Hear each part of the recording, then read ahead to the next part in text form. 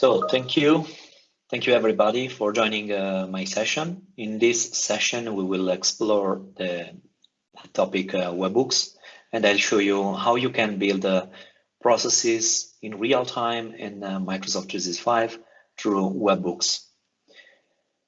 I hope that you are enjoying this session, which is this conference, which is amazing, and there are a lot of talented professionals that are sharing their knowledge, and this is also sponsored from Microsoft 365, from Microsoft Teams and Microsoft Tech Community. Okay, let's move on and few words about me. I am Guiliano De Luca. I am an independent technical architect. I have been awarded as Office Development MVP for the third time in a row now. And here you can find my Twitter handle, my blog, and since 1 year now, I'm working on actively on my YouTube channel. You can find 110 videos around Microsoft 365 and Azure. I hope you will enjoy and you will give it a try. And if you like something, please subscribe. I am also the author of this nice bot that you can see called MyLeo bot. I started to work on this bot just to play around the capabilities of the bot framework and Microsoft Graph API. And so just to give you a context of this bot, it helps you to automate tasks. You can create by typing just few words. You can create tasks in Planner. You can ask to change your profile picture. You know, in Microsoft 365, you can ask who is your manager and other information. I was born in Rome, so I am Italian, but since 5 years now, I'm based in Germany. Okay, let's move forward to the agenda. So in this session, I will cover a real use case scenario where I'll show you the capability of webhooks and how you can build on top your custom solution in order to get notified when every time some data in Microsoft 365 change. I'll give you just a short introduction about SharePoint Framework because now it's out from a while. I think we are all familiar to this topic.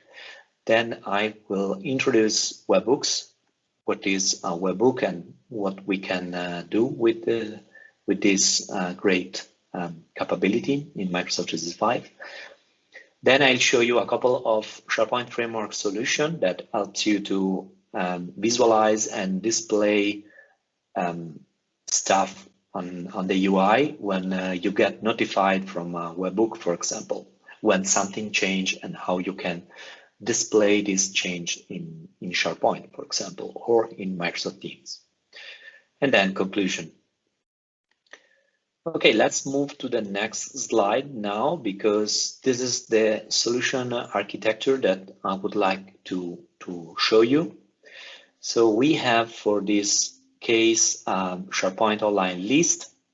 I will subscribe a webhook for this SharePoint list. That means that every time that I change something on this list, a webhook, so a webhook is a notification. Microsoft 365 notify the endpoint that I subscribed to this webhook.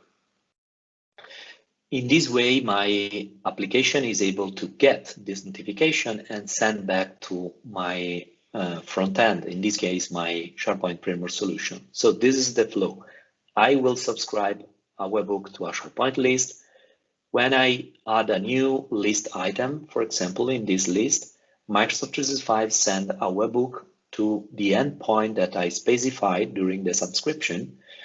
And in my case, it's a Node.js web app, but this could be, of course, an Azure function, or if you are more familiar with C#, could be a .NET Core web API.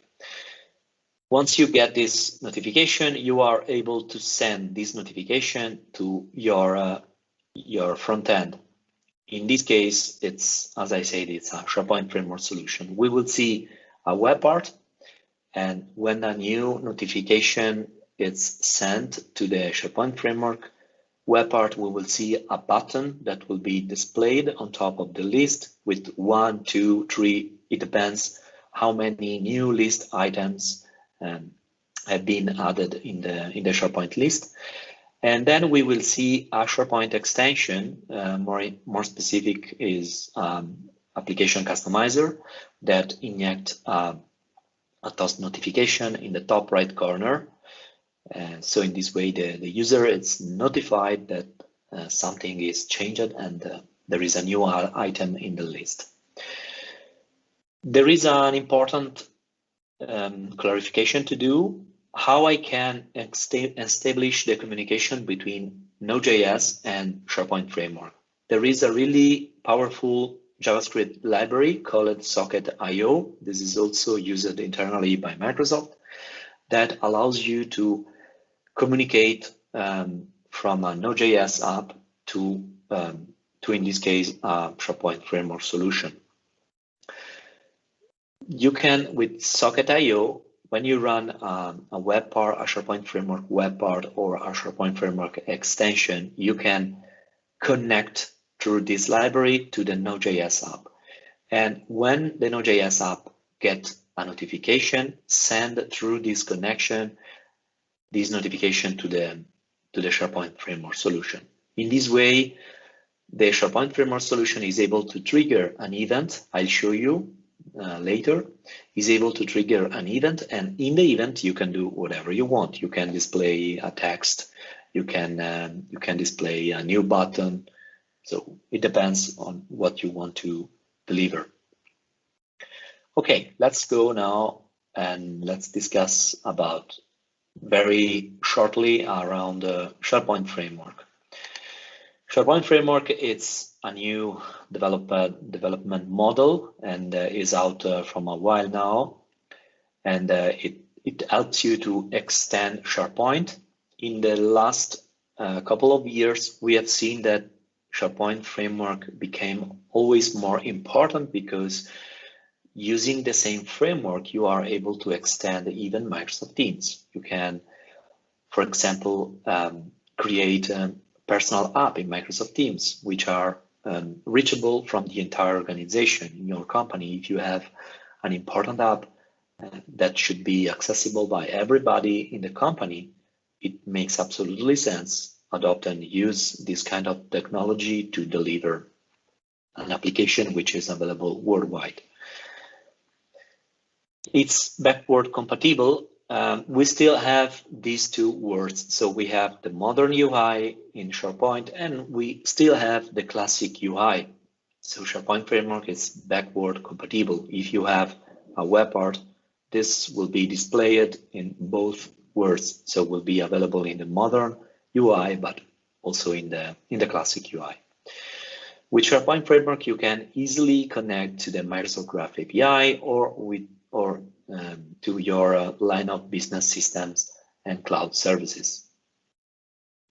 Okay, I will not spend other time on SharePoint Framework, and let's talk about now a little bit about Node.js. If you are not familiar with this technology, it allows you to run server-side JavaScript. Basically, it makes use of Google's V8 JavaScript engine and support the latest ECMAScript features. It's open source. There is a huge community behind.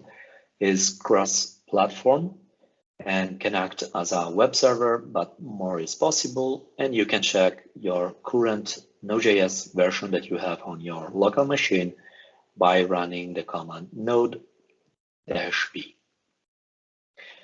Okay, now what I want to show you is the Node.js app, which will act as my backend, which will act as my web server that will collect notification coming from the Graph API, but also from the webhook based in SharePoint lists. Okay, let me share now my screen.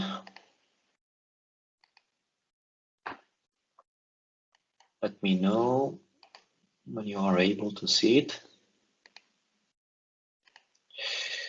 With just typing in a conversation maybe, but I think now you can see my screen. Good. Okay, perfect. So this is my Node.js web app that I call the webhooks broadcaster, and I installed a couple of libraries here. I installed Express, then I installed the body parser in order to read the body of every HTTP request post that is sent to my application. Then I have this important library, as I mentioned it before, Socket.io, that allows me to connect my Node.js app with my SharePoint Framework solution. And then I use Moment.js to handle the dates. Okay, what I have here, it's very simple. That's my application. So this is all code that I have. I have two methods here. I have the get method, where I will use this method in order to display just an HTTP, an HTML page, which collect a summary of the latest webhook received. And then here we have the core of this business logic. So in the post, when I want to subscribe to a webhook, I will specify the endpoint of this Node.js app. And the first time, Microsoft 365 sent to me a validation token, and I have to send back this validation token in 5 seconds exactly in order to run and to subscribe to this webhook. Once I have done that, I will start to collect webhook. So then I would say that we are in the else here. Every time that I will collect a new webhook, I will go through every time in the else branch. So I will be able to parse the body that Microsoft 365 will send to me. And then I will exactly send to the SharePoint Framework solution the JSON that I collect by using io.emit. Then this is the event I show you later that I registered in my SharePoint Framework solution. So every time that I run this code in my SharePoint Framework web part, this event will be triggered, and I will get this data, this JSON. So I'm able to query the SharePoint list to figure out which of the new items has been added. And then I will save in a simple txt file this webhook. Okay, so now I'll open my Node.js app, which is hosted in Azure. So let me switch on this tab. So this is my Node.js app. It's just a normal web app, and this is the endpoint of my Node.js web app. And I have to provide exactly this URL when I will subscribe a webhook. I'll show you later. And here, clicking on this link, I'm able to refresh this list, so I can see that I got a webhook today, and here I can see that the JSON that Microsoft 365 sent to me. I can see the expiration date, and this is very, very important. We will analyze better every property of this JSON. And then you can notice that no sensitivity data are sent with this JSON. But what I have here is just an ID. I have the tenant ID. I have the site URL.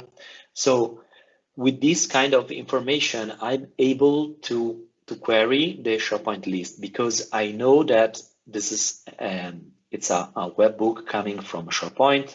more specifically from this SharePoint site. And this is the GUID of a SharePoint list. So I can use this list to query the SharePoint list and to get the fresh data, new items that has been added. Okay, let me go now on Visual Studio because I want to show you how you can subscribe to a webhook. So I'll show you two different approaches because you can subscribe to a webhook by using Microsoft Graph API, or you can use PowerShell, for example, if you want to subscribe to just to a SharePoint list. Okay, so this is all my snippet. This is all my PowerShell script. First of all, you have to connect to the SharePoint site, and then you have to run this command add PnP webhook subscription. You have to specify the list where you want to subscribe, and then the notification URL. So it is exactly this URL, webhookbroadcaster.azurewebsites.net. And then you have to provide the expiration date. Now, when you subscribe to a webhook in a SharePoint list without using the Graph API, you have a limit, a maximum date, which is, so you have an expiration date of 6 months. So this is the maximum date that you can define. In Microsoft Graph API, you have under 3 days because, of course, Microsoft need to really to ensure that there are good performance using the Graph API, and webhooks consume resources. So Microsoft has to be really sure that a webhook is used. That's the reason why you have to think about also to have a process that check if the webhook, the subscription is up and running, and eventually if you have to renew the subscription. Otherwise, you will not get other webhooks. Here we have another command that allows me to collect all subscription up and running. I can run now this command so we can see which kind of subscription I have. Currently, I have 3 subscriptions. This is the ID of this webhook subscription. There is the expiration date.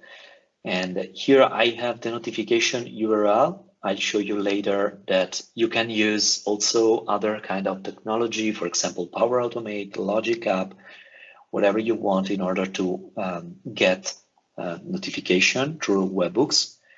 And then I have this one that I just subscribed. So I subscribed to a webhook for a SharePoint list called events, and I specified this URL, my Node.js web app.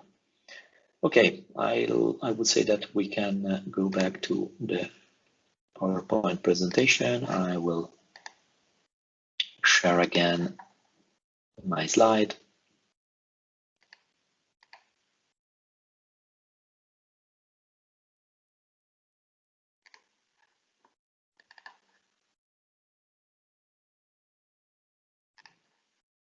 Here we go. I'm uploading again.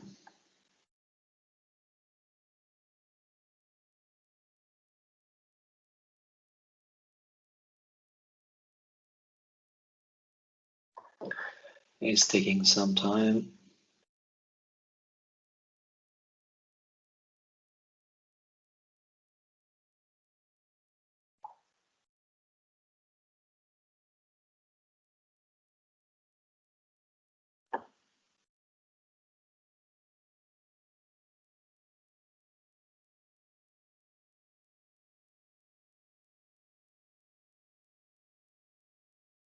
There we go.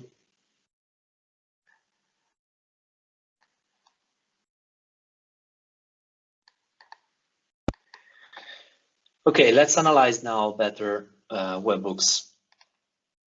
So what are webhooks? Webhooks, it's a way to get notified when something changes.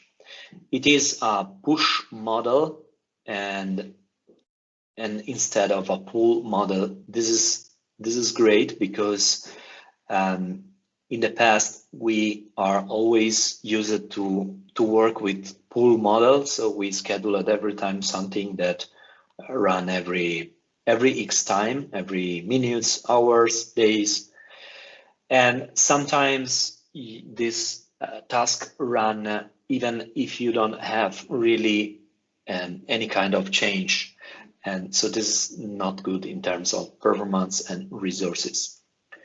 The push model allows you to figure out that something for sure 100% is changed. It's a universal model used by many services, WordPress, GitHub, MailChimp, and many other. Was first made available for OneDrive and Outlook. Now it's available in SharePoint Online and in Microsoft Graph API. So you can subscribe to a webhook also for other entities, for example, users, Office 365 groups, events, and other and more. How you can subscribe to a webhook? You have just to send a post request using and consuming a Graph API endpoint or consuming a REST API URL for SharePoint. And this is the JSON that you have attached in your post request. You have to specify the resource. In this case, I want to subscribe to this SharePoint site and to this specific list, adding the ID of the list. Then you have to provide the notification URL that we have seen before and the expiration date. As I said, you have maximum 6 months. Then after that period, the subscription will expire. That means that you have to create a new subscription again, or before the expiration, you are able to renew this existing subscription by extending the expiration for other 6 months. For Microsoft Graph API, it works differently. You have a very limited time range. The expiration date can be maximum under 3 days. That's the reason why it's really important if you use the Graph API for webhooks. It's really important to have a process that runs every day or every hour that is able to check if the subscription is up and running, and if the expiration date is coming, it's very near, you have to consume another endpoint to extend this subscription. Okay, moving to the next slide.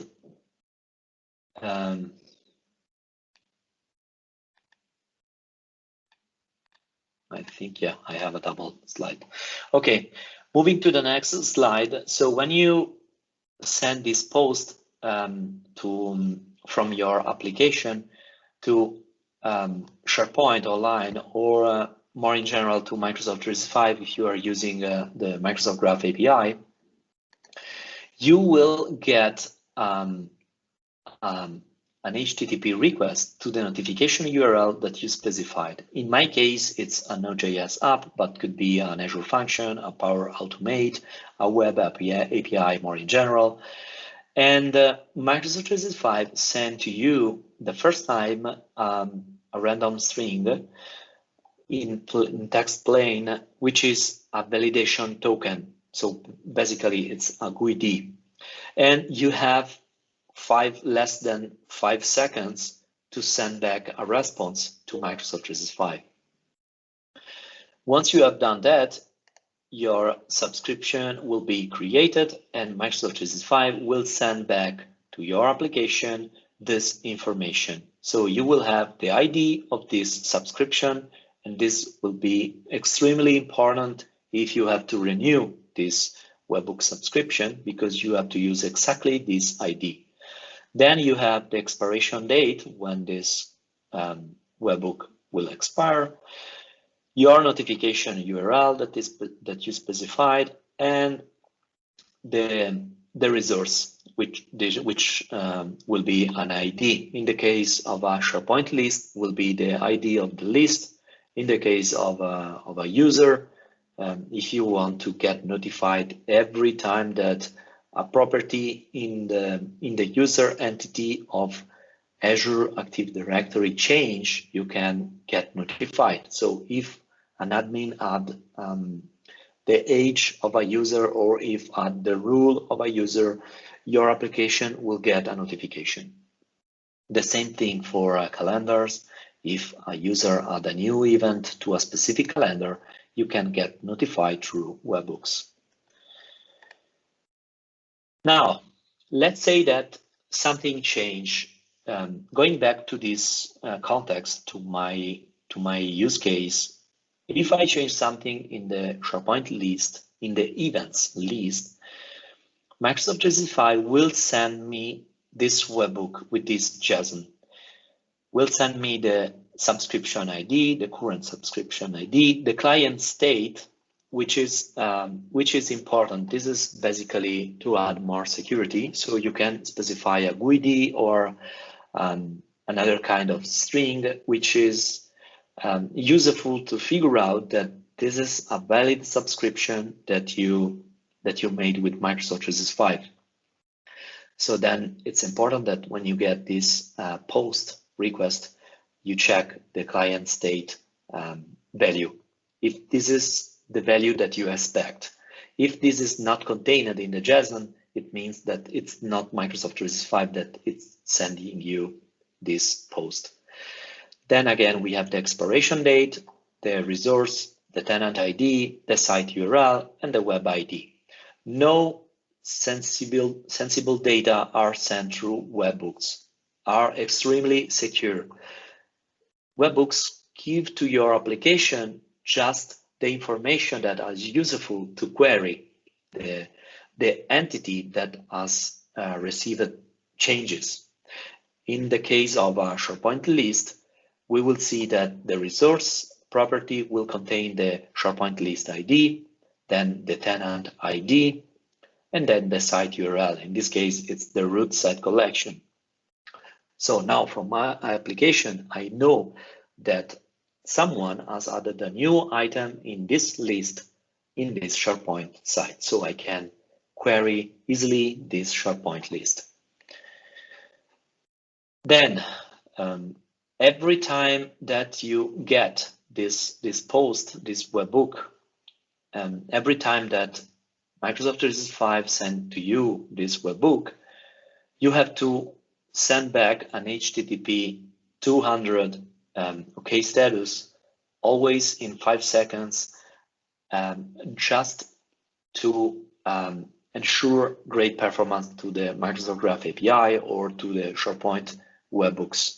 Because if you don't send back this status, Microsoft 365, the infrastructure behind, is able to figure out, okay, maybe your application has some problem. Maybe your application is down and cannot really send me the HTTP 200 request back.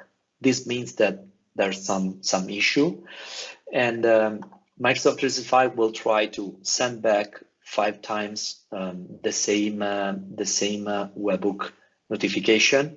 And if you don't send back in this time range for 5 minutes, I think it means that you have problem infrastructural problem with your application. So then the subscription will be deleted, and then you have to create a new one.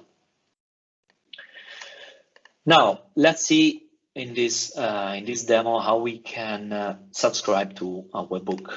I'm going to share again my screen. And so let me open Visual Studio. You can use Postman, Insomnia, every kind of HTTP request client. I'm used to work with always with Visual Studio, and it's fantastic as tool. And currently I'm using a REST client as extension, which is I think one of the most popular REST client extension for Visual Studio Code, and you can easily test your custom web API through this extension, but even the Graph API. So before to show you how you can subscribe, I want to quickly show you what I have done in the Azure Active Directory.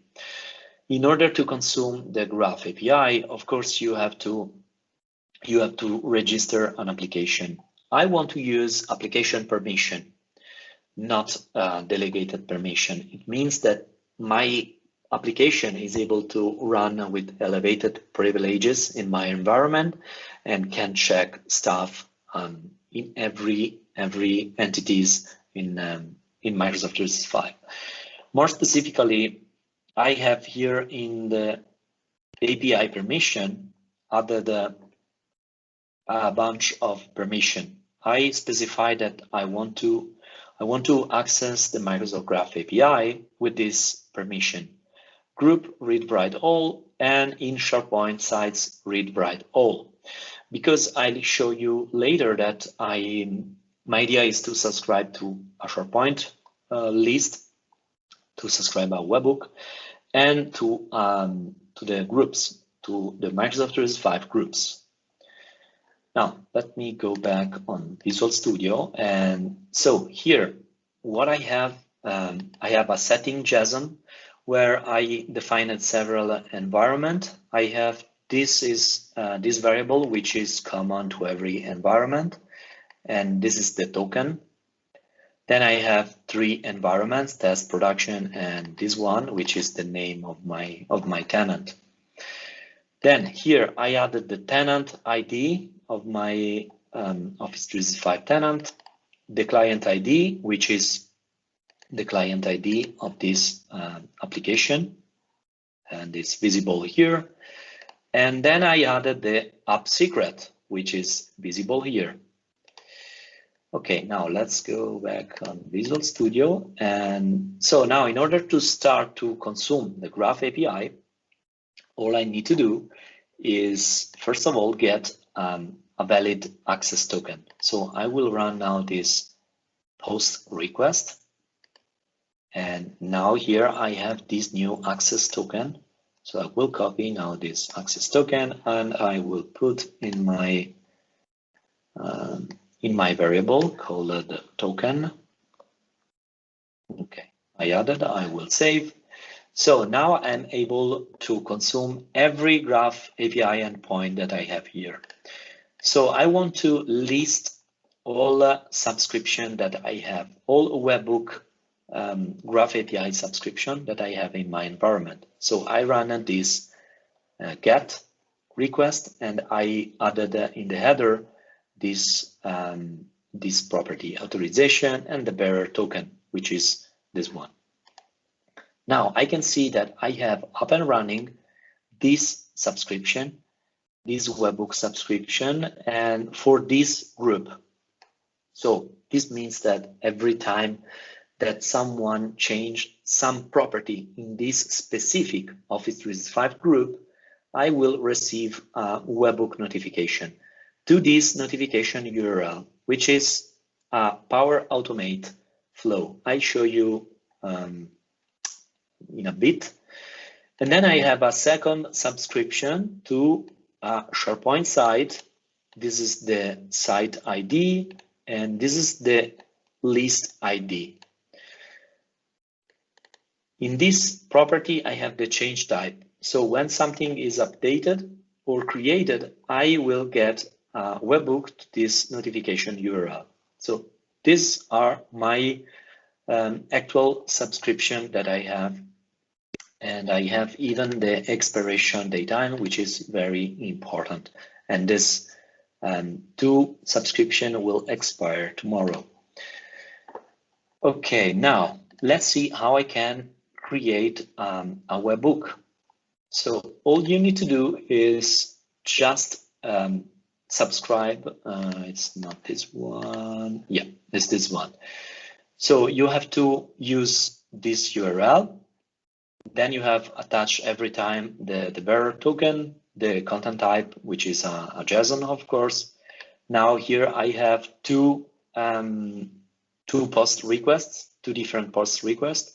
In the first one, I have the right JSON in order to subscribe to a webhook for a SharePoint list.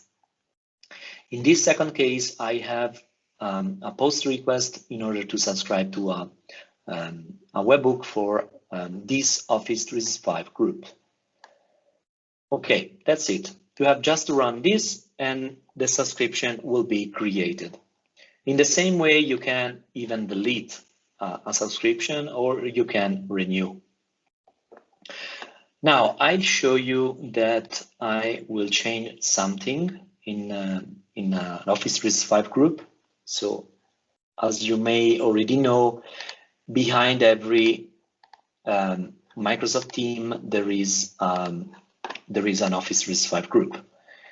So that means that I have here this team called YouTube. And so all I want to do now here is click on Edit Team. And now I want to change the privacy of this group. So imagine that you want to get notified every time that the privacy of the group of an Office 365 group is changed. Of course, you have sensitivity label that allows you to limit the ability to change this field. But if you don't have sensitivity label, you have this approach that you can use. So let's say that I want to change privacy now to public, from private to public, and my company doesn't allow to change an Office 365 group to public. And so I can use this kind of mechanism. Now, Microsoft 365 will send me a webhook to my Power Automate flow. And with my Power Automate flow, I'm able to send an email to someone, or I can trigger another process in order to change the privacy back to private and inform the user that for compliance reason, the policy doesn't allow users to change the privacy of a group.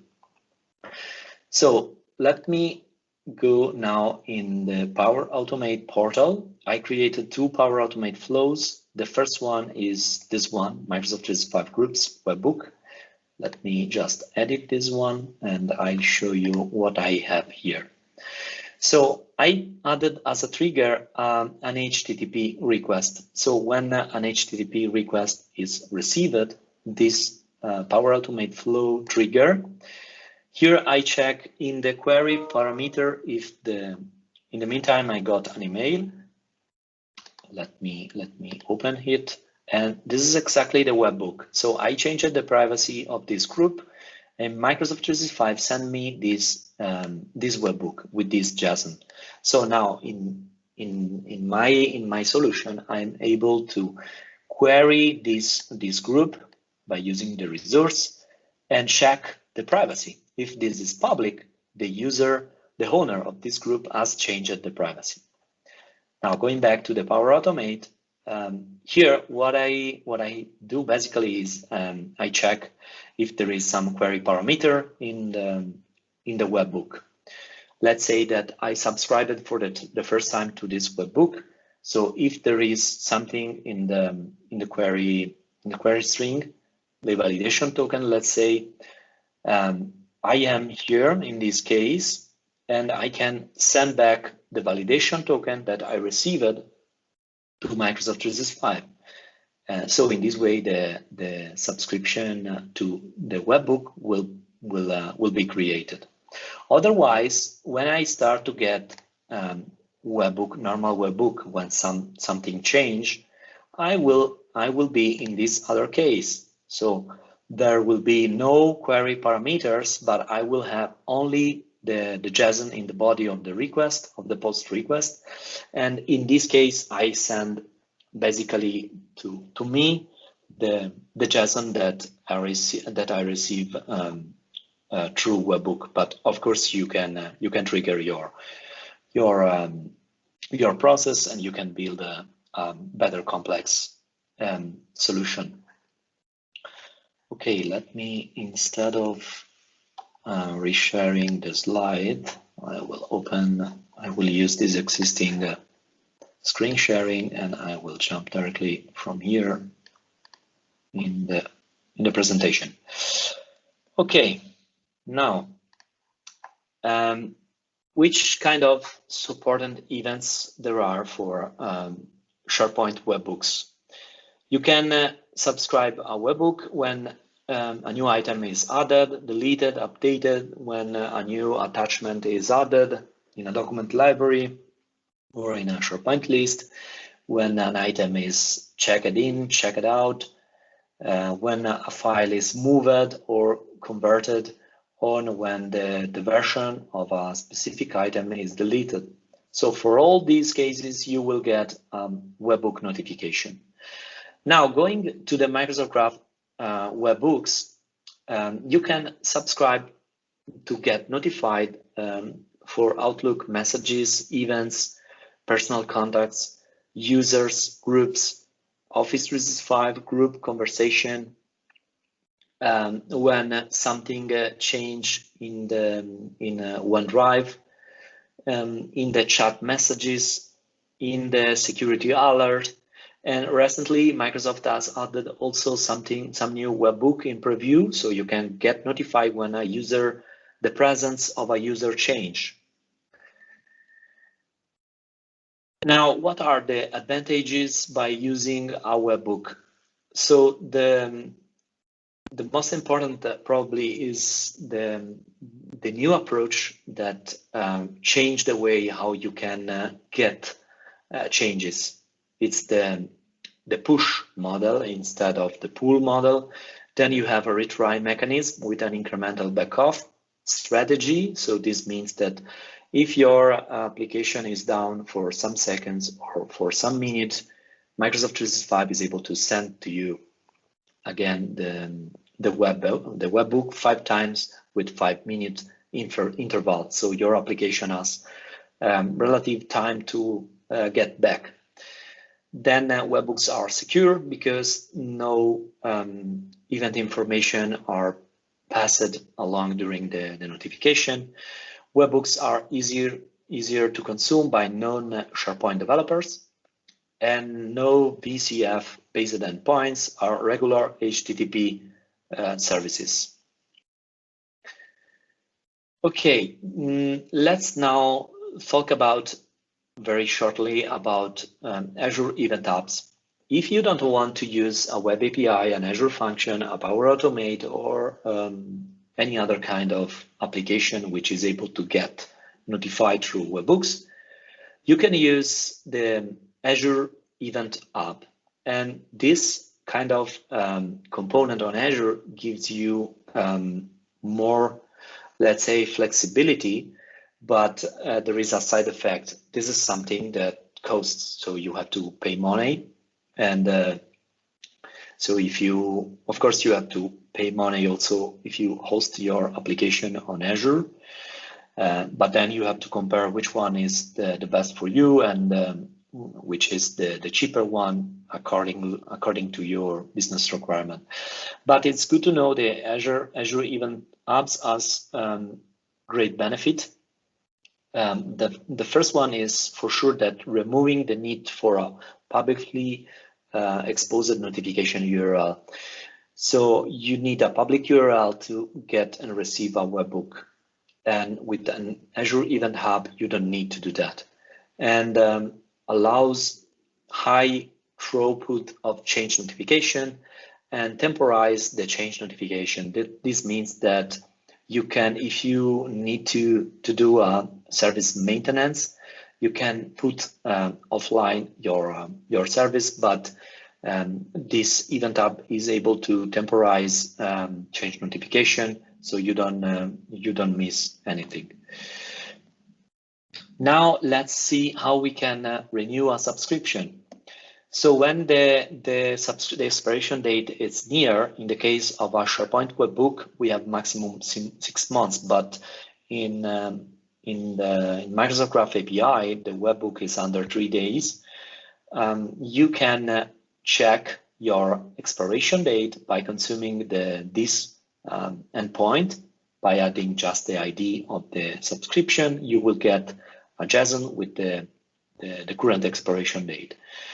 And then you are able to renew by sending a patch HTTP request by specifying the list ID in the case of SharePoint SharePoint list webhook and the ID. Then the expiration date will be renewed. Okay, now let me introduce the getChanges API. getChanges API are great to see if you have to collect fresh content. Let's say that I add a new item in a SharePoint list that already has 30 items. I don't want to get all items of this list, but I want to just get the fresh content, the content that has been created. So in order to do that, you can use the getChanges API. With the getChanges API, you have to send a change token, and so this change token is composed by a number. The first one is the version number. The second is the change scope. 3 is a SharePoint list. The resource should be the GUID of the list. And then this is very important. You have to send the datetime when the change occurred. So the last time that you queried the SharePoint list, and this should be in TIX format. Once you consume the SharePoint REST API by adding this change token, you are able to get only items that are really new and fresh for you. Now let me show you the solution that I mentioned at the beginning of my presentation. So we still have some minutes. Let me jump now on this SharePoint page. So this is a normal SharePoint theme site. I have here a SharePoint Framework web part that collect items which are stored in the events list. And then we will see in a bit a second SharePoint Framework solution, which is an application customizer that will get in when a webhook will be received. And we will see a task notification coming in this area. So now what I want to do here, so let me go back to the SharePoint page. I have here the SharePoint list opened. Now I will create a new item in this SharePoint list, and this will be Teams Nation. Then just a description, it doesn't really matter. Then I will add as a URL my YouTube channel. There we go, copy and paste it. Okay, I have all the information in this SharePoint list. I will click on save. Now I have a new item created here. Let me go back here. Now in less than 1 minute, normally I should get this webhook notification from SharePoint. We will see a new button here on top of this web part with the number 1 because I added a new item. And then we will see a task notification. As I said, here we go. I have now the task notification here. So I have the link of my YouTube channel. I can click on it so I can open this my YouTube channel. Hi, everyone. And we have seen also now I refreshed the page, but there was also a button here, new one. So clicking on the button, I was able to refresh this list. But now let me show you in practice how it works, the changes API. It's pretty easy. This is my SharePoint Framework solution. And when the component is mounted, I call the connect socket. And so I'm able to connect my web part to my Node.js web app by running this code. Then when the webhook is sent to the Node.js app, the Node.js app sent to this web part, this webhook, this JSON, And this means that this event will trigger this list changes. And here I will have the data coming from Microsoft 365, and then I can start to query my the SharePoint list. So I'll jump now here on the get list changes. So here I get the webhook, the JSON. Then I get the resource, which is the GUID of the SharePoint list. Then here I have to build my change token. As we have seen before, I have to add 3 because it's a SharePoint list. I have to add my resource, which is the SharePoint list GUID, and then the last time that I query my SharePoint list. And then finally, I can start to query my my SharePoint list. Here I have to specify that I want to grab only content that has been added in this SharePoint list. So I don't want to get content which is deleted or updated. Then I have to attach the change token start, and SharePoint will send me back only new items added in the list. So I'm able to refresh my web part, to reload the page, and this is, I would say, it's pretty cool because you can refresh your UI, you can inform your user about a new article that has been published in the home site, in the most important SharePoint site that you have in your organization. And imagine that you have an important news to deliver to the user around the COVID or around the vaccine. This is a very great way because the user during the navigation can get immediately notified, and clicking on just on a button or on a link is able to read immediately the article. Okay, let's wrap up my session. I hope that you enjoyed the session. I hope that was clear. You can find you can take a picture here if you want. You can find several links and information around Microsoft Graph API, webhooks, SharePoint. Again, here you can find the link about my my social. If you want to stay in touch with me, if you have questions, don't hesitate to follow me on Twitter, and don't forget to check my YouTube channel. You can find a lot of videos. I have also a GitHub account, and you will find every solution that I presented and I demoed in this session on my GitHub account, so you can feel free to reuse it. And lastly, I want to call out this important feedback that you can provide to me. It's very important to just know if you enjoyed the session, if it was clear, or if I have to improve something. Or you can also feel free to also make some critique if it was not good or if it was not clear. Again, thank you for joining my session, and I hope you will enjoy the next sessions.